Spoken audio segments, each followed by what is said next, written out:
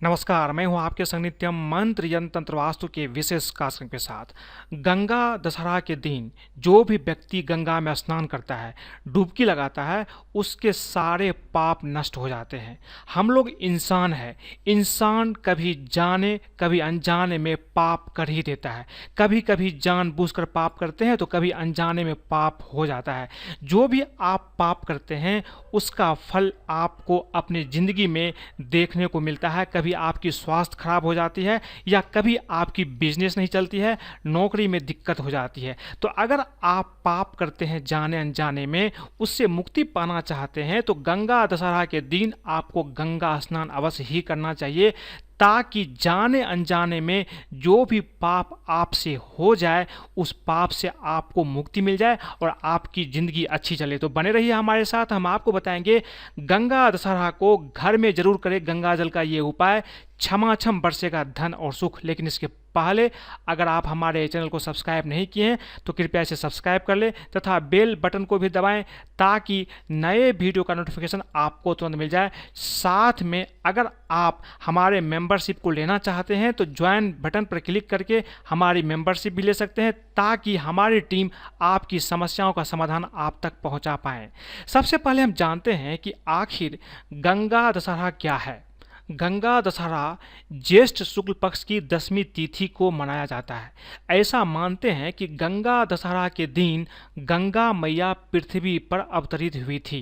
राजा भागीरथ की कठिन तपस्या के कारण ही पृथ्वी पर गंगा मैया का आगमन संभव हो पाया था।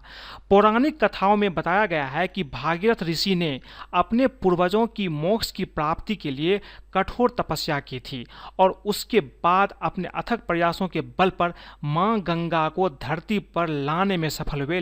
लेकिन मां गंगा का वेग इतना अधिक था कि अगर वह सीधे धरती पर आती तो धरती पाताल में ही चली जाती। भक्तों की विनती करने पर भगवान शिव ने गंगा को अपनी जटाओं में भर लिया और उसके बाद मां गंगा कैलाश से होते हुए धरती पर पहुंची और भागीरथ के पूर्वजों का उद्धार किया।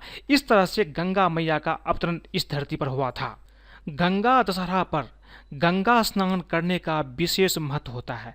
ऐसा मानते हैं इस दिन गंगा स्नान करने से 10 पापों का नाश हो जाता है। इसलिए इस दिन पूजा में 10 प्रकार के फूल, दशांग, धूप, 10 दीपक, 10 प्रकार के नैवेद्य, 10 तांबुल एवं 10 फल का प्रयोग किया जाता है तथा 10 ब्राह्मणों को 16 मुट्ठी जौ और तिल दक्षिणा में भी दिया जाता है। चूंकि इस दिन 10 पापों का नाश होता है, इसलिए 10-10 चीज़ों का भी प्रयोग करना इस दिन काफ़ी अच्छा माना जाता है। ऐसा मानते हैं गंगा दशहरा के दिन जो भी व्यक्ति गंगा में स्नान करता है उसके 10 प्रकार के पाप नष्ट हो जाते हैं। क्या है वह 10 प्रकार के पाप, हम आपको एक एक करके बताते हैं। पहला पाप है बिना आज्ञा या जबरन किसी का वस्तु ले लेना। कभी कभी आप जीवन में ऐसा करते हैं कि किसी का कोई वस्तु हो, कोई चीज़ हो, बिना आज्ञा का, बिना पूछे ही जबरदस्ती उससे आप ले लेते हैं, तो यह भी पाप की श्रेणी में आता है। अगर आप ये करते हैं तो आप पाप के भागीदार होते हैं। किसी पर हिंसा करना भी पाप की श्रेणी में आता है। अगर किसी को बिना वजह आप मारते हैं, पीटते हैं या बुरा भला कहते हैं तो ये भी हिंसा की श्रेणी में आता है। तीसरी चीज, पराई स्त्री के साथ समागम करना, ये भी बहुत बड़ा पाप की श्रेणी में आता है। कभी कभी आप कटु वचन का प्रयोग करते हैं, कभी किसी इंसान को बहुत ही कड़वा बोलते हैं, तो कटु वचन का प्रयोग करना भी पाप की श्रेणी में आता है। असत्य वचन बोलना, झूठ बोलना, ये भी बहुत बड़ा पाप की श्रेणी में आता है। किसी का शिकायत करना, कभी कभी बिना मतलब का आप किसी का शिकायत करते हैं, अगर गलती ना भी हो तब भी आप शिकायत करते हैं, तो ये भी पाप की श्रेणी में आता है। कभी कभी इंसान बिना मतलब का रोता है, चिल्लाता है, यानी असंबद्ध प्रलाप करता है। बिना मतलब का भी ऐसे प्रलाप करता है, रोना चिल्लाना उसकी आदत बन जाती है। ऐसा करना भी पाप की श्रेणी में आता है। दूसरों की संपत्ति हड़पना या हड़पने की इच्छा रखना भी पाप की श्रेणी में आता है।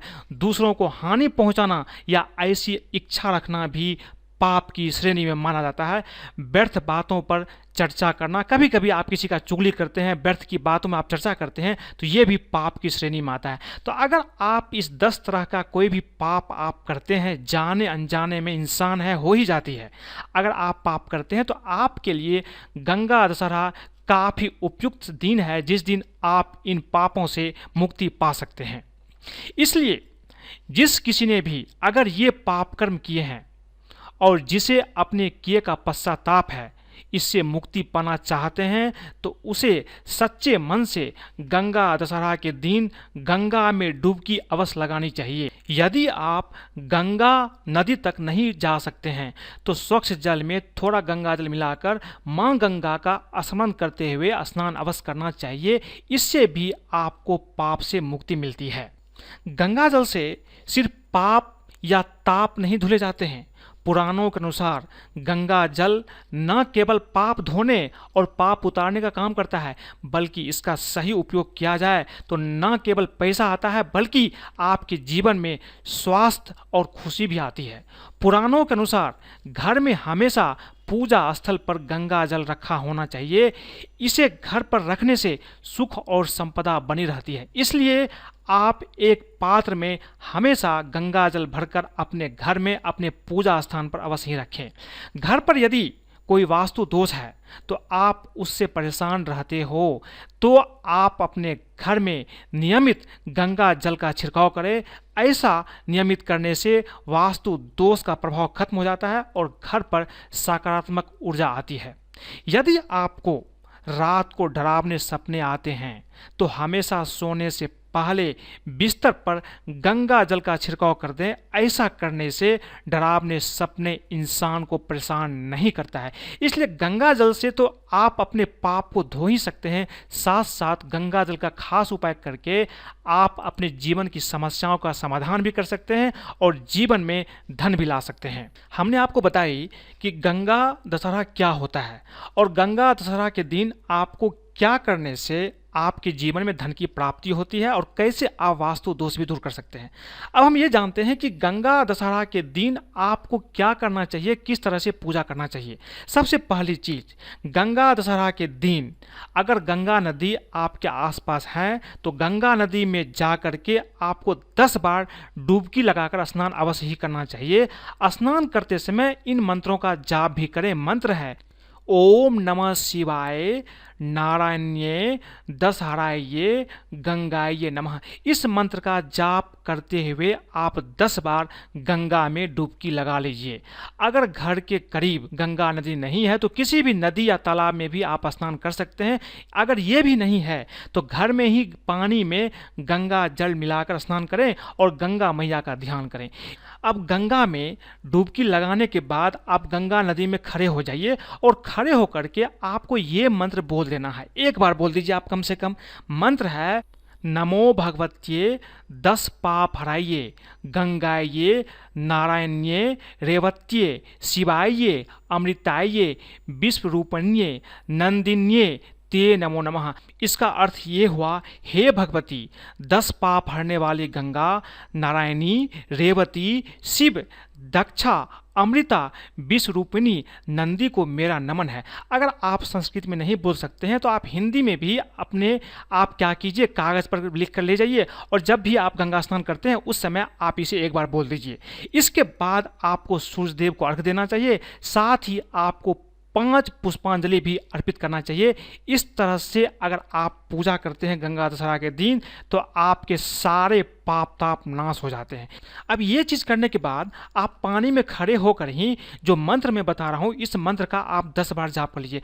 10 बार जाप करने में आपको ज़्यादा समय नहीं लगेगा। संस्कृत में भी ये मंत्र जो मैं बता रहा हूँ ये काफ़ी आसान है। अगर आप संस्कृत में नहीं कर सकते हैं तो आप हिंदी में भी कर सकते हैं।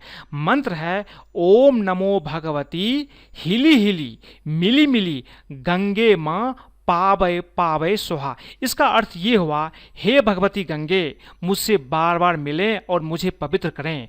यही आपको 10 बार बोलना है। इस मंत्र का जाप करने से इंसान चाहे कितना भी दरिद्र और असमर्थ क्यों ना हो, सारी दरिद्रता दूर हो जाती है और आपके जीवन में धन की भी प्राप्ति होती है। अब ये छोटे से स्टेप करने से क्या होगा कि आपके जीवन में जाने अनजाने जो भी पाप हुआ है उस पाप से आपको मुक्ति तो मिल ही जाती है, साथ में आपको धन की भी प्राप्ति होती है। इसलिए चूंकि गंगा दशहरा का दिन काफ़ी महत्वपूर्ण होता है, अगर आपके आसपास गंगा नदी है, कोई नदी है, तालाब है, तो आप निश्चित रूप से ये काम करें और उसके बाद देखिए आपके जीवन में किस तरह से आपको फल की प्राप्ति होती है। अब यह है कि गंगा दशहरा के दिन दान का भी काफ़ी महत्व होता है। ये चीज़ करने के बाद अगर आप दान करते हैं तो इससे आपको बहुत सारे पुण्य की प्राप्ति होती है। गंगा दशहरा के पर्व पर दान पुण्य का भी विशेष महत्व माना जाता है। गंगा दशहरा पर शीतलता प्रदान करने वाली वस्तुओं का आप दान कर सकते हैं, जैसे कि इसमें आप ठंडे फल, पंखा, मटका, सत्तू का दान करें। इससे आपको बहुत ही पुण्य की प्राप्ति होती है और आपके जीवन में सफलता ही सफलता हाथ लगती है। अब यह है कि कभी कभी आप अपने जीवन से संतुष्ट नहीं होते हैं। जीवन में चाहे आपको कितना भी धन मिल जाए, कभी भी इंसान संतुष्ट नहीं हो सकता है।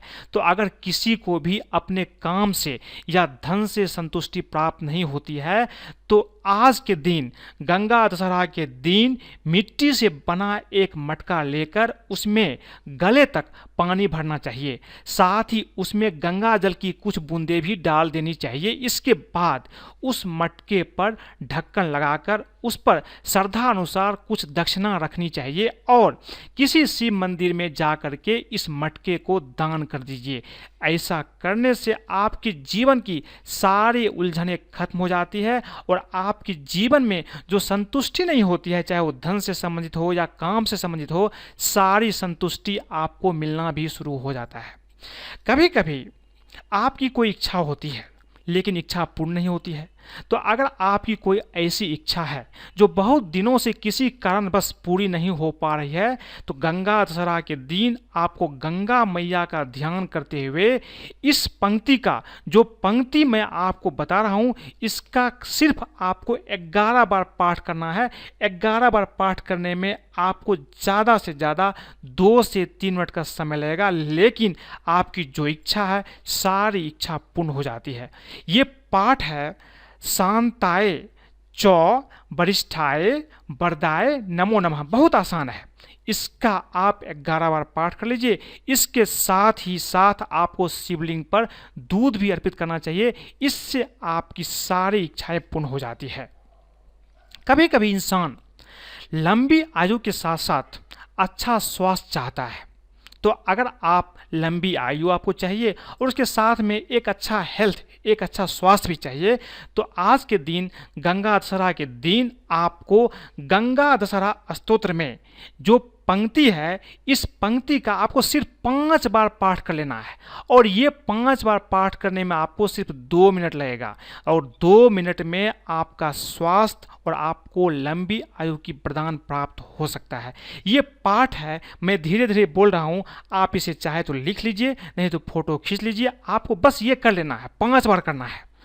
पाठ है संसार विषनाशिन्ये जीवनाय नमस्तुते तापत्रय सहंत्रिये प्राणेश्चे ते नमो नमः। इन पंक्तियों का पाठ करते हुए अगर आप भगवान शिव को सफ़ेद पुष्प अर्पित करते हैं तो आप समझिए आपको स्वास्थ्य मिलेगा और लंबी आयु की भी प्राप्ति होती है।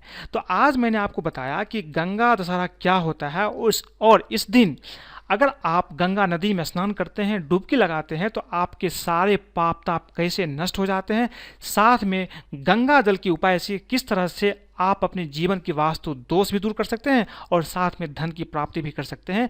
अगर आपको ये वीडियो पसंद आए तो कृपया इसे लाइक करें, सब्सक्राइब करें, फॉलो करें तथा अपने दोस्तों और सगे संबंधियों के साथ भी शेयर करें, ताकि वो भी गंगा दशहरा के दिन अगर ये उपाय करते हैं तो उसके जीवन में अपार सफलता और धन की प्राप्ति हो सकती है। आज के लिए बस इतना ही, धन्यवाद।